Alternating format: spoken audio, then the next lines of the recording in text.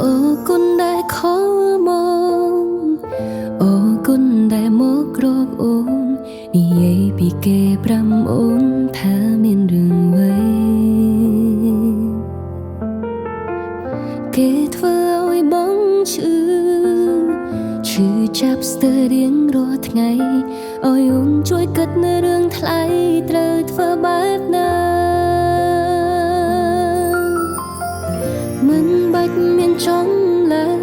កូនអាចឆ្លើយខ្លួនឯងបានដែរព្រោះគេត្រឹមតែនោះដែលមិនស្មងនឹងបងឲ្យអូនត្រូវធ្វើបែបណាមកជីវ៉ាមិនតន់អងចង់ដឹងចិនថ្លៃខ្សែភ្នែកចលនាបងនៅមានគេចាប់ដៃសួននឹងរួនប្រាប់បងគុំទៅរកគេឬបងភ្លេចហើយមែនទេគេធ្វើឲ្យបងឈឺចាប់យ៉ាងណាក្រែងប្រាប់អូនថាគេនោះជាមនុស្សស្រីមិនល្អមិនគួរយកខ្លួនទៅក្បែរតែពេលនេះបងកិច្ចកាយទៅរកគេនោះវិញបានមិនបាច់ប្រាប់ថានឹកអូននឹកតែបងនៅស្នេហ៍គេរឿងដែលមាសមេប្រាប់អូននោះជារឿងអ្វីទៅអូនមិនយល់ប៉ុននឹងមិនដឹងខ្លួនឬគេធ្វើឲ្យឈឺយ៉ាងណាត្រូវចាំទុំថាគេលែងត្រូវការរូបបងទៀតហើយ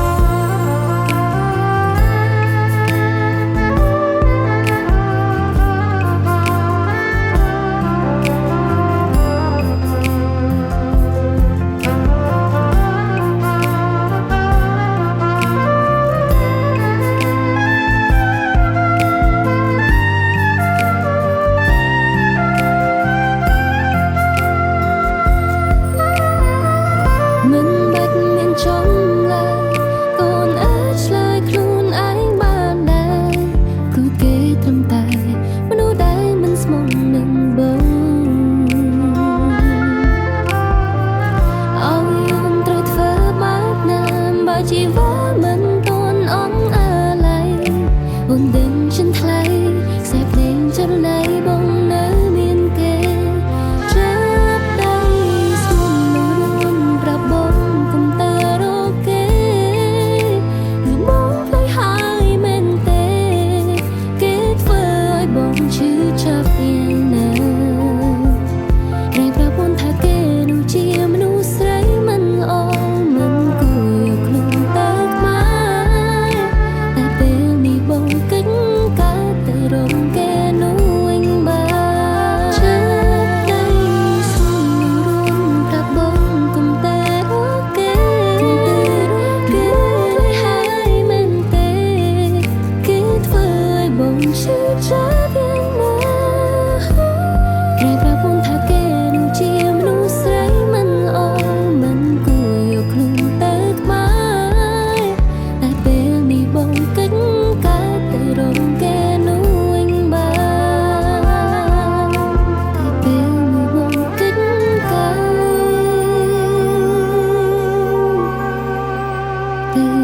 que no